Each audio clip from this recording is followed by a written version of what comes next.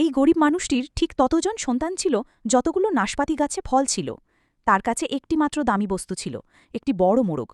সন্তানরা প্রতিদিন মুরগির মাংস খাওয়ার স্বপ্ন দেখত, কিন্তু লোকটি কখনোই তার মোরগটিকে মারার সাহস করত না। একদিন মোরগটি বিরক্ত হয়ে ধনী প্রতিবেশীর আঙিনায় ঢুকে পড়ে এবং সেখানে থাকা মুরগির সঙ্গে নাচতে শুরু করে। এটা দেখে মোটা ও কৃপণ প্রতিবেশী রেগে গিয়ে গরিব মানুষটিকে বলল, তুই এই মোরগটাকে এখনই মেরে ফেল, না হলে তোকে মেরে সবকিছু ছিনিয়ে নেব। এই কথা শুনে গরিব লোকটি খুব কষ্ট পেল।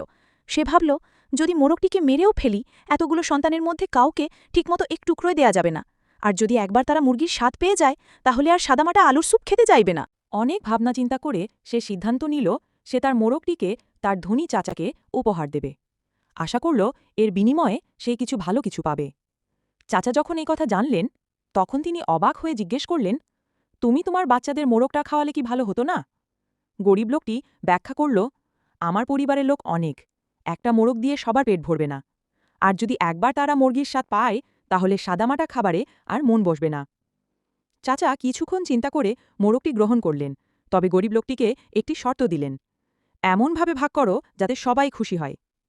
চাচার ছিল 2 ছেলে ও 2 মেয়ে। গরিব লোকটি বুদ্ধিমত্তার সঙ্গে মোরগটিকে এভাবে ভাগ করল। মোরগের মাথা ও গলা দিল চাচা ও চাচিকে, কারণ তারা পরিবারের অভিভাবক। পাখা দিল মেয়েদের, যাতে তারা উড়ে গিয়ে ভালো জীবনসঙ্গী খুঁজে নিতে পারে। পা দিল ছেলেদের, যাতে তারা শক্তভাবে দাঁড়াতে পারে ও নিজের ভবিষ্যৎ গড়তে পারে। আর যেটুকু বাকি ছিল সেটা সে নিজে রাখল। এই বুদ্ধির জন্য চাচা খুব খুশি হলেন এবং গরিব লোকটিকে কৃষিকাজের সরঞ্জাম উপহার দিলেন।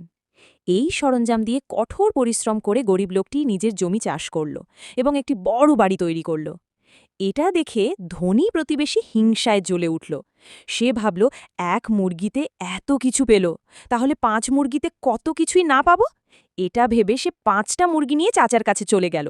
যদি ভিডিওটি ভালো লাগে তাহলে অবশ্যই সাবস্ক্রাইব করে পাশে থাকা বেল আইকনটি চাপুন, যেন পরবর্তী ভিডিও মিস না করেন।